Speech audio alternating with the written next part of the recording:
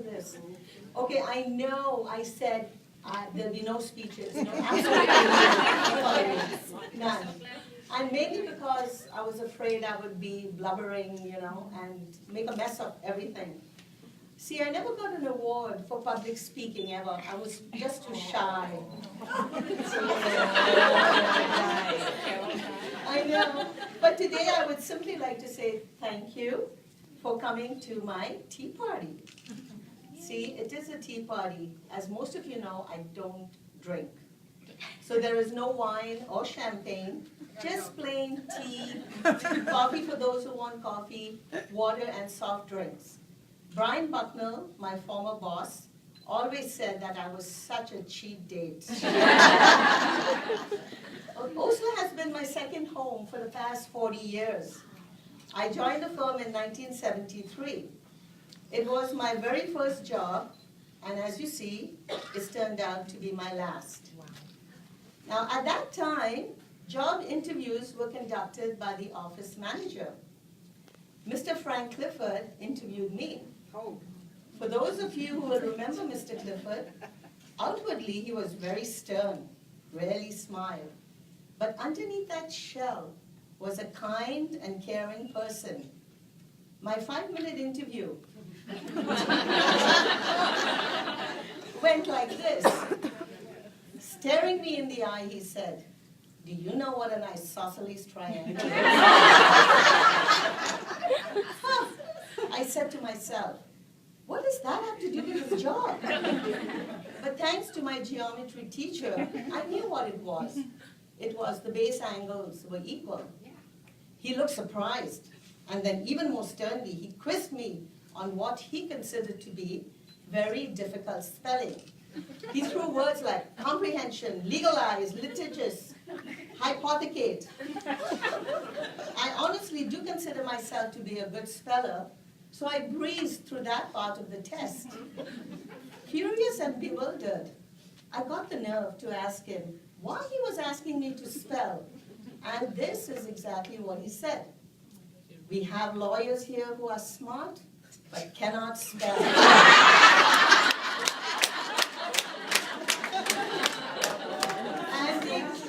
And they depend on their secretary to get a letter or document off without any mistakes. He then said, "I see you are a great speller. So when can you join the firm?" Now, this was around 11 o'clock in the morning on May 9th. I didn't give him a chance to ask me anything, and I said, "Whenever you wish." To which he responded, "How about right now?" And without hesitation, I said, "Of course, now." And here I am today, 40 years later, and now ready for retirement. I started off working with the students. At that time, we had 8. Among them were Blake Murray, Nancy Chaplick, Maureen Kempston, Ken Dryden, and Gabe Sampillieros. Gabe was hired back, and so a year later, I started working with him in the real estate department. He was a great hockey fan, and to add a bit of fun and interest in the firm at that time, the very popular Osler Hoskin hockey pool was born. Gabe moved on to other ventures, but sadly, in 2008, he passed away. So I worked with Gabe for 3 years, and on my return from my first mat leave, I started with Brian Bucknell. Now, this relationship lasted for 27 years, until Brian himself retired in 2005. Brian and his wife Mary Jane grew to be my family's close friends, and Brian was a great mentor to my 3 children, 2 of whom are here. He felt that they needed to be exposed to the arts, and so he gave me front row tickets every birthday and Christmas to a play or musical of my choice in Toronto, Stratford, or Niagara-on-the-Lake. So the love for theater blossomed for all of us, and to this day, musicals and dramas form a great part of our social life. Brian, as you know, loved reading. And in Sheldon, the eldest, he fostered and nurtured a love for various kinds of books to expand Sheldon's knowledge. It certainly paid off. Sheldon and Brian would often meet to discuss all kinds of books and topics. except sports. I tried my best to interest Brian in hockey, Canada's game, but to no avail.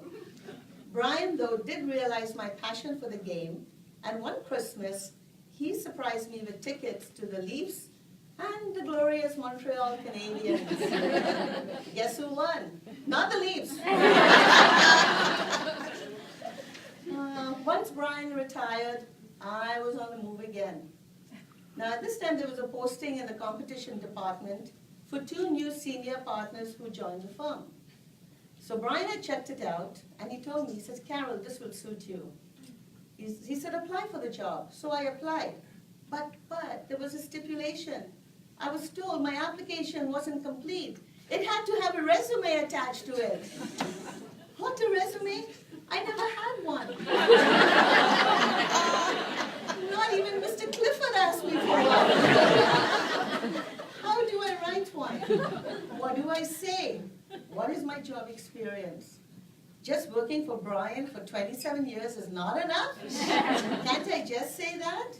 Would that not carry enough weight? No, Carol, that is not enough. You have to do a resume. It is firm policy. So I did somehow put one together. It was accepted, and that is how I started working in the competition department, primarily with Paul Frampton and Graham Reynolds. Paul is now a judge with the federal court. Graham and I formed a close friendship, and when I had to leave the department in 2011, it literally broke my heart. This time, though, it was very scary. There were no open positions, and the only option was to float. Every day was a new challenge. I was petrified and ready to pack it in at that point. But it was Trina who calmed me down and quelled my fears. Susan, thank God for her patience, trained me for my job as a floater. Susan inspired and gave me the much needed confidence a floater must have. I am not technically inclined, so I made up my own manual, Floating for Dummies.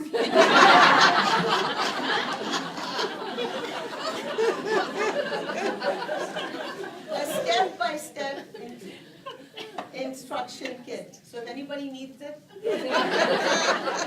I'll take a copy. post on the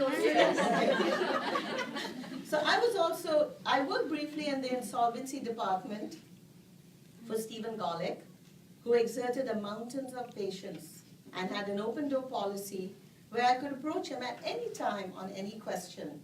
I got to know the lawyers in that department very well, and they have been very gracious in inviting me back to their festive party every December. So the years have slipped by. I remember the noise and clatter as we typed away on the electric typewriters. And I remember how excited we were when the erasable tape typewriter was invented. Remember that? I see puzzled looks here. You still have one?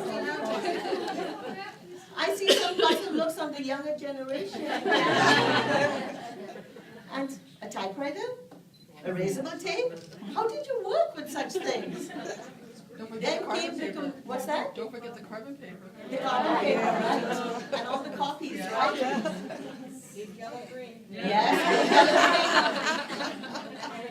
Then came the computer. Some of you will remember our first computers were the Data General. Remember that? And at that time, Dennis Martin was the head of the computer department, which was about 3 people. And when the system broke down, we would have to wait for the part to be flown from Dallas. Computers were invented to make our lives easier. No cutting and pasting. Every document was an original and perfect, and we could turn around drafts even more quickly. Pre-computer days, there were only 1 or 2 drafts. But with the computers, we are sometimes into draft number 25, 26, and more. Now, though, the time has come to end this wonderful relationship. I believe the firm with fond memories of all memorable things that transpired, but especially of all the wonderful people like you that have come my way. I sincerely wish the firm success in all its future endeavors. Again, my thanks to you for coming. Please stay as long as you wish. I have the rest of the day off.